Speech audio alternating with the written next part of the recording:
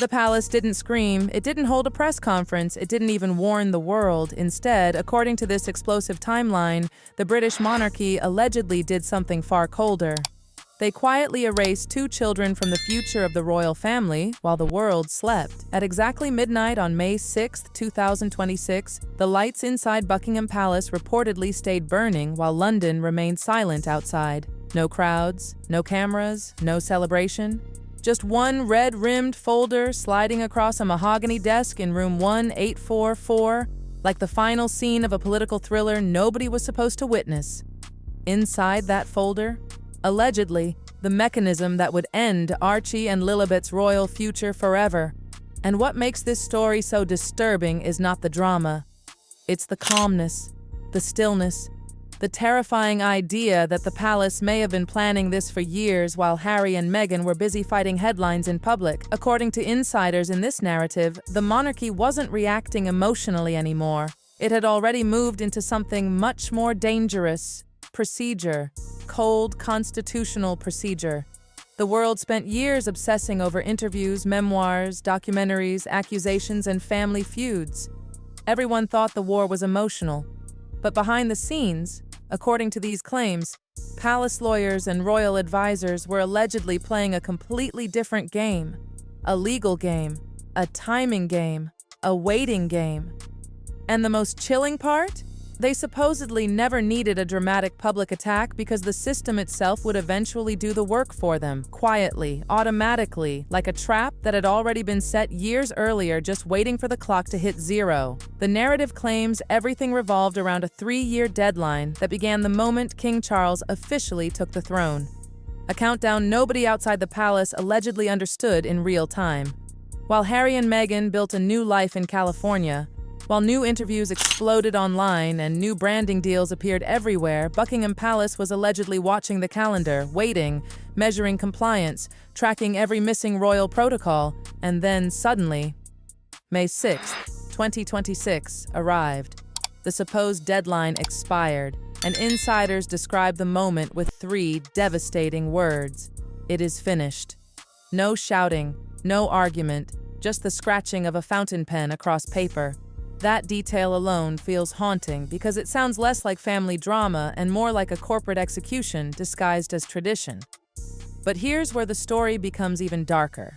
According to this theory, the palace allegedly didn't remove Archie and Lilibet in the emotional sense. Instead, they supposedly claimed the children had never fully completed the constitutional process required for long-term royal recognition in the first place. And that distinction changes everything, because if true, it means the monarchy could argue it wasn't destroying status, only correcting records. That's the phrase reportedly used behind closed doors. Correcting a historical record. Imagine hearing those words said about children whose names once dominated global headlines. It sounds clinical, almost inhuman, and maybe that's exactly why it's so unsettling. Then comes the most explosive part of the entire timeline, the alleged frantic phone calls from Prince Harry.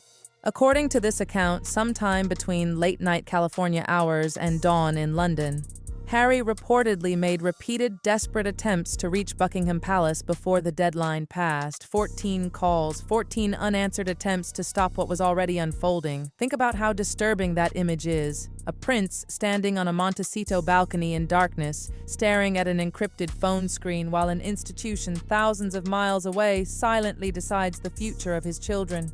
No yelling, no dramatic confrontation, just endless ringing and dead silence from London. And when an aide allegedly answered briefly, the response Harry reportedly received sounded less like family and more like constitutional warfare. According to the narrative, he was told that birth may be biological, but royalty is institutional. That line changes the emotional temperature instantly, because suddenly this isn't being framed as a bloodline issue anymore. It becomes about eligibility, compliance, structure, presence inside the system. And if that's truly how palace insiders viewed the Sussex children all along, then maybe the outcome had already been decided long before the world realized it. By the end of this alleged timeline, the monarchy is portrayed not as angry, but strategic, not loud, but surgical, and that is what leaves such an eerie feeling after reading it. The story insists the real danger was never explosive confrontation. It was the possibility that the palace stopped seeing Harry and Meghan as rebellious family members and started seeing them as a long-term institutional threat that had to be quietly neutralized. Now the final question refuses to go away. If all of this was truly years in the making, what exactly was hidden inside those original records that allegedly made Buckingham Palace so confident it could let the clock run out without fear? Because according to the whispers inside this narrative, one secret buried deep in the Portland Hospital filings may still be sitting inside that red folder in room 1844, waiting, silent, unopened publicly. And if that secret ever fully surfaces, this entire royal war may explode all over again.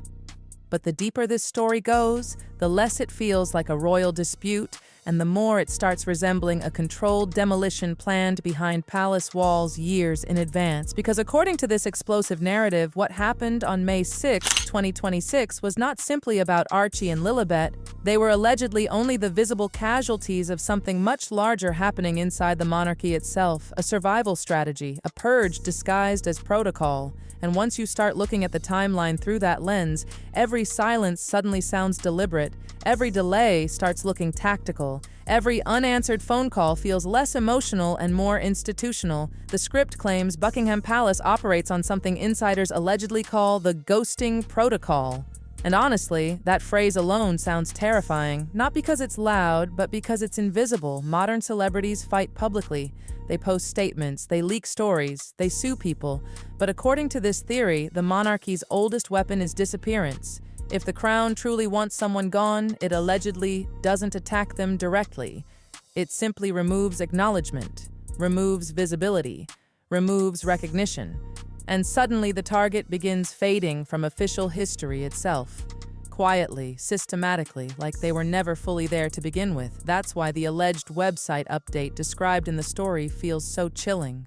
No press conference, no dramatic royal announcement, just a silent digital edit shortly after midnight. One moment Archie and Lilibet reportedly existed inside the official royal framework online, and the next moment the pages were gone, vanished. Birthdays removed, profiles erased, family references cleaned out like someone wiping fingerprints from a crime scene. And the scariest part? Most people would never even notice it happened in real time. That's how power works inside old institutions. Not with explosions, with edits, tiny edits, the kind that rewrite reality while the public sleeps. But according to this narrative, the palace allegedly didn't stop there. The story claims classified updates were also sent to European royal registries, including the Almanach de Gotha, the ancient genealogical archive that tracks royal bloodlines across Europe. And this is where the language becomes almost sinister. Allegedly, the Sussex children's records were marked with the code NR, not recognized, just 2 letters, but those 2 letters supposedly function like an institutional death sentence in aristocratic circles. Imagine being born into one of the most famous bloodlines on Earth, only to have your status reduced to 2 cold, bureaucratic initials typed into a historical database. The story keeps returning to the same terrifying theme over and over again: silence as punishment. Because while the public expected screaming headlines and emotional retaliation, the monarchy allegedly chose something psychologically colder. They didn't fight the Sussex narrative directly. They allegedly withdrew the royal light entirely. And according to palace insiders within this theory, that light was the only thing holding Meghan's commercial empire together: the Windsor connection, the royal mystique, the aura, the invisible golden dust surrounding the Sussex brand. Once Buckingham Palace supposedly decided to stop validating it, everything else allegedly began collapsing automatically. And suddenly another disturbing question starts emerging from the shadows. Was this entire operation really about constitutional technicalities or money? Because the timing in this narrative feels almost too precise. Meghan was preparing new branding launches, new commercial expansions, new lifestyle empire moves, and right as that momentum was building, according to the story, the monarchy allegedly severed the remaining institutional connection that gave the Sussex brand its royal oxygen. That's not emotional revenge anymore. That feels strategic, ruthlessly strategic. Then the story pivots again into something even darker: the possibility that Buckingham Palace feared future financial exposure. According to whispers embedded inside this narrative, insiders allegedly believed upcoming audits and long-term monarchy restructuring plans made the Sussex situation increasingly dangerous for the institution. That changes the emotional stakes completely, because now this isn't being framed as a family argument. It's framed like an empire protecting itself before entering a politically unstable future. And if that's true, then Harry and Meghan were never just rebellious royals. They became variables, risk factors, unpredictable elements orbiting too close to a 1,000-year-old institution obsessed with survival above everything else. What makes the script feel especially unsettling is the way it portrays Prince Harry during those final hours. Not angry, not rebellious, not defiant, just desperate, almost trapped between two realities. In California, he built a completely different life. But according to this story, at the exact moment the clock expired, he realized something horrifying. The institution he thought he could always return to had already emotionally and constitutionally moved on without him. That image of Harry staring at unanswered calls while Buckingham Palace remained silent thousands of miles away might be the most tragic visual in the entire narrative, because it transforms a prince into an outsider in real time. The story describes it like a slow fade into the margins of history. Future historians opening royal archives decades from now and finding only a small footnote about a branch of the family that walked away. Imagine that. Two children who once dominated global headlines eventually reduced to a paragraph hidden deep inside constitutional records, while the monarchy tightens around William's line alone.